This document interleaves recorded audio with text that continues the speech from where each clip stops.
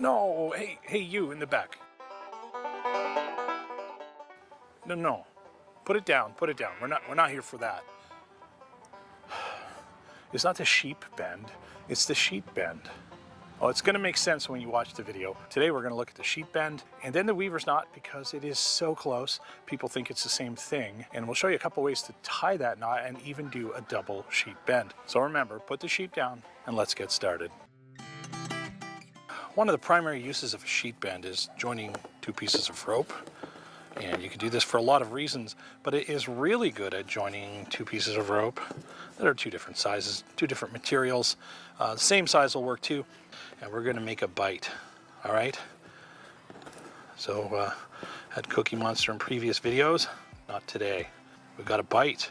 We're gonna need to come up through the bite. This is a classic way I've seen this tied, right? So we're gonna come up through the bite. This is where it can get a bit confusing for people. And we need to come around the bite. Okay, so I've come around and I want to wrap that up over. Instead of going down, we're going to actually come up underneath the standing end of the line that we're working with. So taking that tag end and going under the standing end. So that's a tag end, that's a standing end. And this is a bite and another piece of rope. And just do the bite with that and do all the bending work with this. Always got to dress that up. If not, things slip a little. And tighten that down. And when you look at it, okay, well, I want you to notice this standing end of the line is actually coming through the bite of the other rope. And so the tag end is all on its own. That is the sheep end. Next up, weaver's knot. Okay, weaver's knot. Kind of a weird one, but a neat trick to tie it. So you can just make a loop. Remember, all that is taking what would be a bite and crossing it over. And I actually find in this case having it underneath is the way to go. And I take that larger line, make a bite, pass it through here, and then we're just going to take this piece and cinch that down. Now we can tighten that up in a lot of different ways. This is very similar to a sheep bend. This is a sheep bend. Standing end is going through the bite. And the weaver's knot, the tag end is what's grabbed by that blue bite. Weaver's knot, again, you might be tying a piece of thread or doing that into some knitting. You might stitch these ends in, easy to come undone when they're loose. I find this one is easy to untie, but as long as you keep pressure on it, it's fine. I'm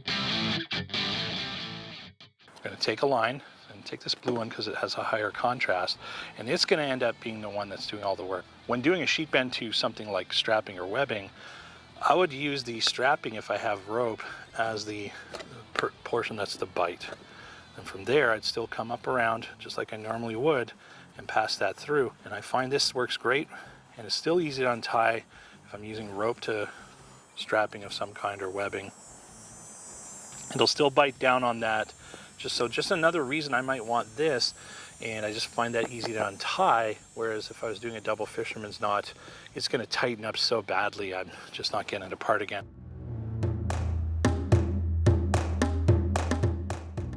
We're still going to take that bite, make a little bit more cordage. Every time you're doing a double, add some more. Pull that around, and then we're going to come underneath, but we're not done here. So we got all this extra cordage, and you guessed it, we just wrap it around again. So if you take a look in there, before I tighten that down, I've just come around once, come around twice, still pulled it out over top of the bite. It's going to pull down on itself, two layers of itself, so that we get even more security, and the odds of that coming up are going to be a heck of a lot less. This works really well with the slippery ropes, larger knots, and give you more security. And that's the double sheep bend. I'm Jay, this is BlindGuy Urban Bushcraft.